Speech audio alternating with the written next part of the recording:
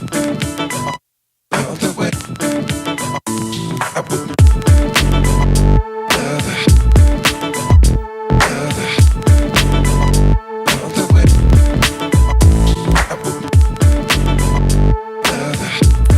guys, welcome back to my channel.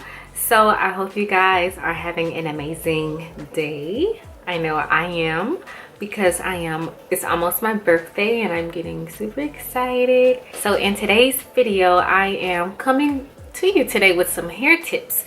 And the last time I did a hair tip video was a while ago, maybe 2 years, I think. So I think it's about time for me to do an updated video dedicated to things that I'm doing to help my hair grow and to retain length and be healthy. And also I want to share with you my 2017 hair goals for me for this year. So let's get right into the video. So I have all my notes here that I have written down. I feel like it's good to have things on paper, because if you just have it in your head, you can't forget. Like, I forget what I need for groceries, so I know I'm going to forget. Okay, before I start the video, I want to just briefly go over my hair right now. So my hair is flat ironed. I did flat iron it for my birthday, which is in 2 more days. And what I did to give it the volume and the curls, my flexi rods in, which are the yellow ones that I used in a previous video. Then I just took it down, and this is the end of the night, by the way. So, you know, the humidity has gotten to it, which has made it bigger, but I kind of like it like this.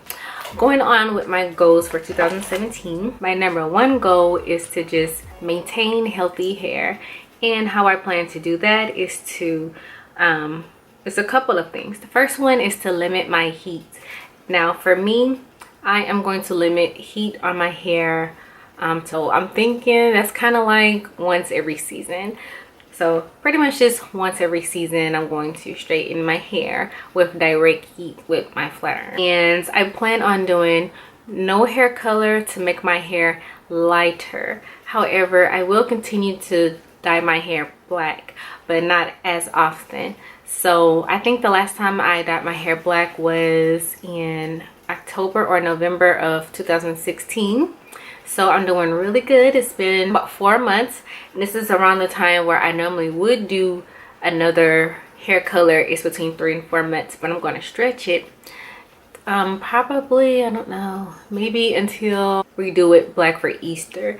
So I'm trying to stretch out the hair color as much as I can to give my hair a break. I don't really notice any damage when I dye my hair darker, only lighter. So I plan on just dyeing my hair darker when needed. And when I do have that inch to dye my hair lighter, I plan on doing the temporary hair color just on my ends. I do have the Garnier Nutrice one in like bronze copper. It's like a coppery color. It's very pretty. So I plan on doing that if I just want to add some color to my hair temporarily, and it rinses right out with no damage. I plan on continuing with my protective styles. However, some of my protective styles I will probably no longer do. I did notice when I was doing the low bun hairstyle, and I wore the hairstyle for maybe like 2 months straight. I love that hairstyle. It was so quick. However, it did make me have some damage in the nape of my hair. So the nape of my hair is a lot shorter in the nape area. So pretty much all that broke off, and I didn't even notice that my hair was damaged in the back until I was straightening my hair. So, you know, I didn't even notice. So I don't know how long the damage has been going on, but I plan on trying to repair that area, because that area was actually the longest part of my hair. I was upset about that, but I plan on just repairing it, taking care of it and the rest of my hair, nourishing it back to health, and hopefully I'll get it to grow back to the length of the rest of my hair shortly. Okay, with hair trimming, I just did a trim, but it wasn't all of my, it was the majority, like 90% of my hair got a trim, but some pieces of hair didn't need it, so I didn't touch it. If it didn't need it, I didn't trim it. Only if I saw pieces that had single strand knots, or if I noticed a split end, which I only noticed one split end in my hair out of 90% of my hair, which is really good. So my hair is doing really good, retaining length. The only breakage I noticed is the nape of my hair, and that was due to wearing the low buns. And I think it's because when I do my low buns, I like them to be really sleek, maybe a little too sleek.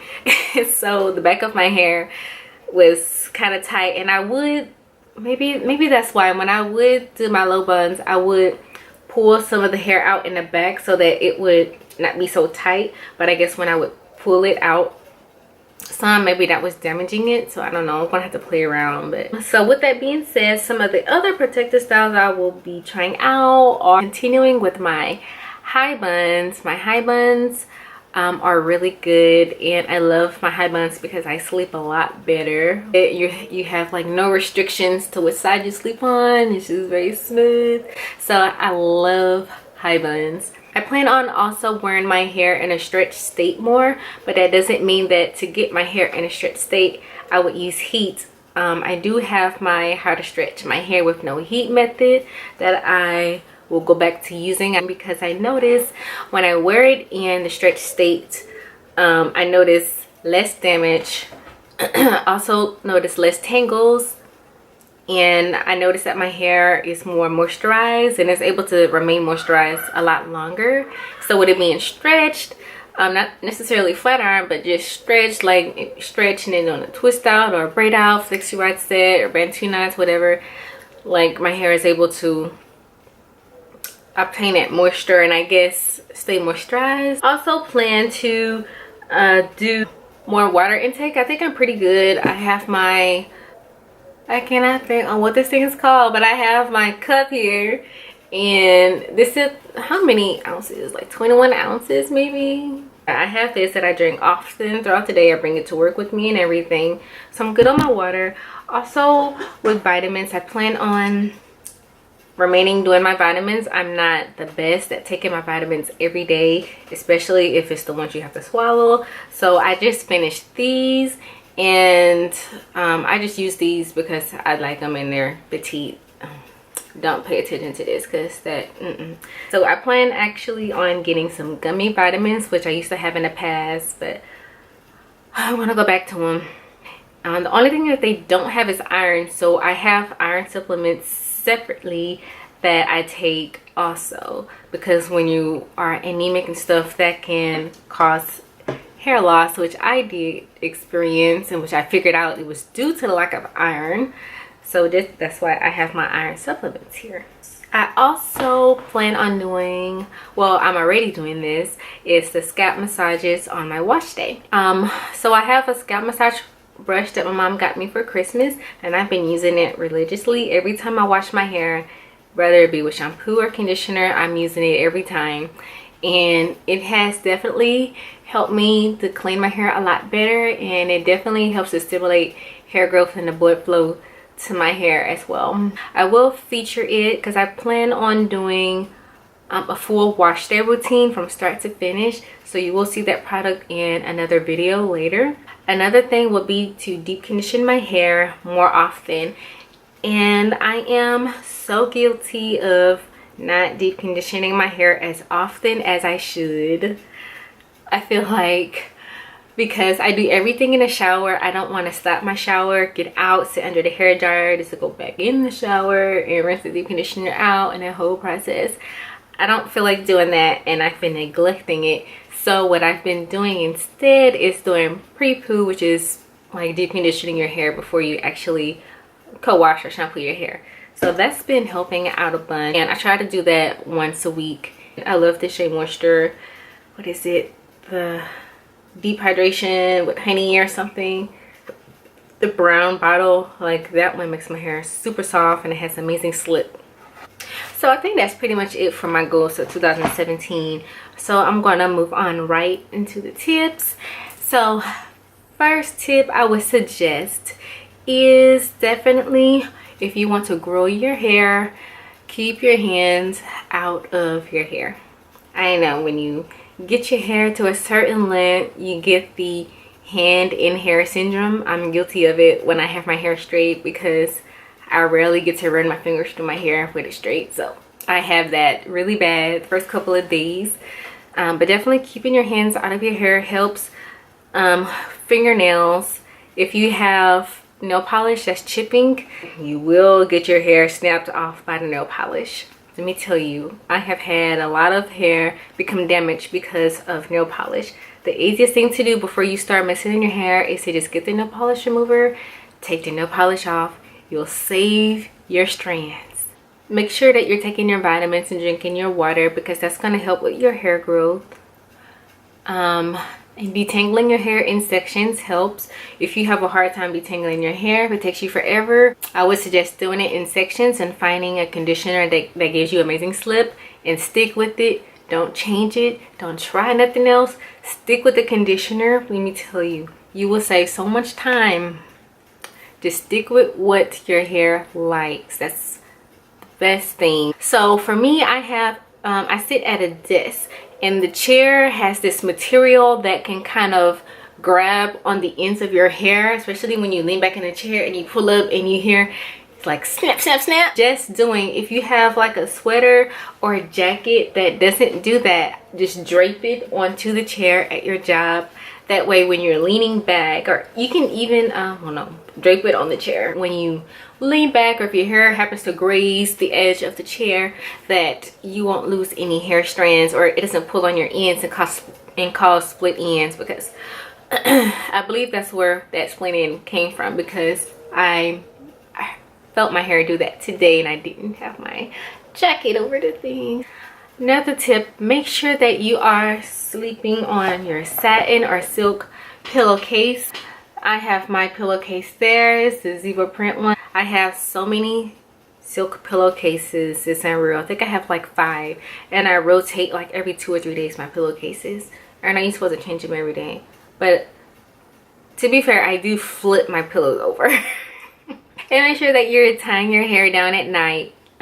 Preserving your hairstyle and styling your hair at night will actually save you time the next morning too. That way you're not rushing, because when you rush you tend to be a little more rougher with your hair, especially if you're running late for work.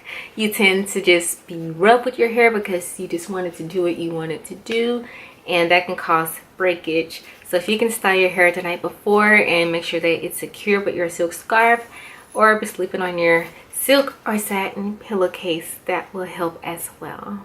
Let's see, my last tip is just to have patience.